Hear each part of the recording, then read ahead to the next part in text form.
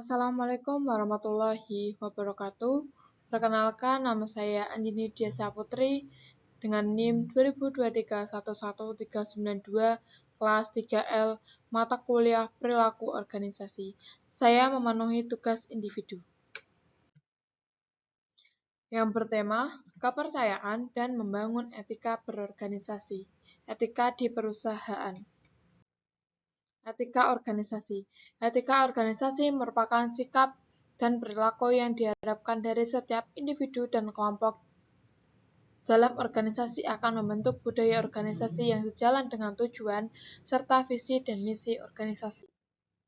Etika, prinsip etika organisasi. Yang pertama, asas keindahan adalah prinsip-prinsip atau dasaran yang digunakan untuk menilai dan menghargai sesuatu sebagai indah. Yang kedua, asas persamaan.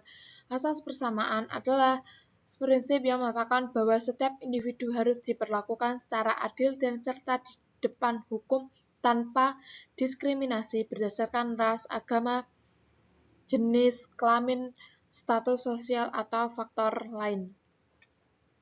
Yang ketiga, asas kebaikan adalah prinsip yang menekankan pentingnya berbuat baik, peduli, dan memberikan manfaat bagi orang lain. Prinsip ini mendorong tindakan yang mengutamakan kepentingan bersama, kasih sayang, dan moralitas dalam hubungan antar manusia.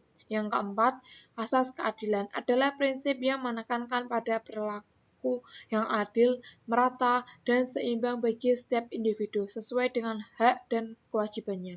Yang kelima, asas kebebasan adalah prinsip yang menekankan hak individu untuk bertindak, berpendapat, dan membuat keputusan tanpa paksaan atau tekanan dari orang lain, selama tidak melanggar hak orang lain atau melanggar hukum. Yang keenam, asas kebenaran. Asas kebenaran adalah prinsip yang menekankan pentingnya kejujuran, keaslian, dan ketepatan dalam berpikir, berbicara, dan bertindak. Faktor yang mempengaruhi etika. Yang pertama, faktor nasional adalah segala hal yang berasal dari dalam suatu negara yang mempengaruhi berbagai aspek kehidupan masyarakat serta kebijakan pemerintah.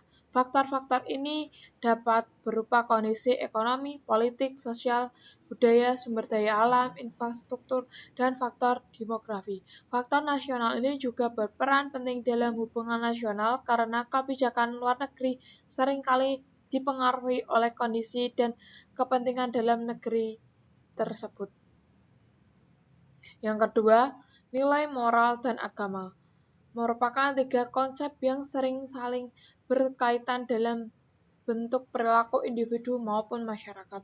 Nilai adalah prinsip atau standar yang dianggap penting oleh individu atau masyarakat. Nilai menentukan apa yang dianggap baik atau buruk, benar atau salah, menjadi landasan dalam pengambilan keputusan. Yang kedua, moral. Moral adalah seperangkat aturan atau pedoman yang mengatur perilaku manusia berdasarkan standar nilai tentang apa yang benar dan salah. Yang ketiga, agama. Agama adalah sistem keyakinan yang melibatkan kepercayaan kepada kekuatan supranatural atau Tuhan serta ajaran-ajaran yang mengatur perilaku dan pandangan hidup para penganutnya. Yang ketiga, pengaruh teman. Pengaruh teman atau kelompok adalah dampak yang ditimbulkan oleh orang-orang dalam lingkungan pertemanan terhadap sikap, perilaku, keputusan, dan nilai-nilai individu. Pengaruh ini bisa bersifat positif maupun negatif tergantung pada konteks dan tipe hubungan yang terjalin. Mengembangkan etika di perusahaan. Yang pertama, menghargai dan menghormati semua orang tanpa memandang ras, agama, gender, atau latar belakang lainnya. Yang kedua, memprioritaskan kepentingan bersama di atas kepentingan individu atau kelompok. Yang ketiga, menciptakan lingkungan kerja yang aman dan menghargai perbedaan. Yang keempat, menjaga keamanan pelanggan atau klien yang sifatnya rahasia.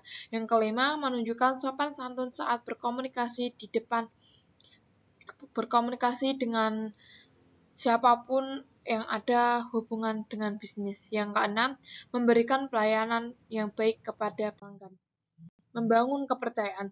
Membangun kepercayaan dalam etika perusahaan merupakan aspek penting untuk menciptakan lingkungan kerja yang sehat dan menjaga reputasi perusahaan di mata karyawan, pelanggan, serta pemangku kepentingan lainnya.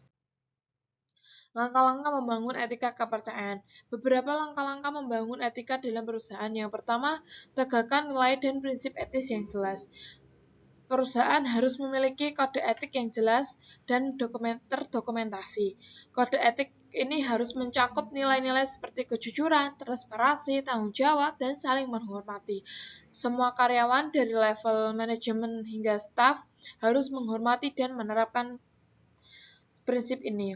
Yang kedua, komunikasi terbuka dan transparan. Mendorong komunikasi yang terbuka antara manajemen dan karyawan sangat penting. Manajemen harus bersikap transparan dan mengambil keputusan yang berdampak pada karyawan, serta memberikan kesempatan bagi karyawan untuk menyampaikan masukan tanpa rasa takut.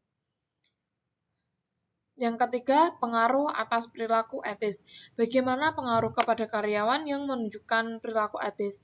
Ini bisa mendorong budaya perusahaan yang lebih etis dan membangun karyawan merasa dihargai karena telah berperilaku sesuai dengan nilai-nilai perusahaan. Yang keempat, contoh dari pemimpin.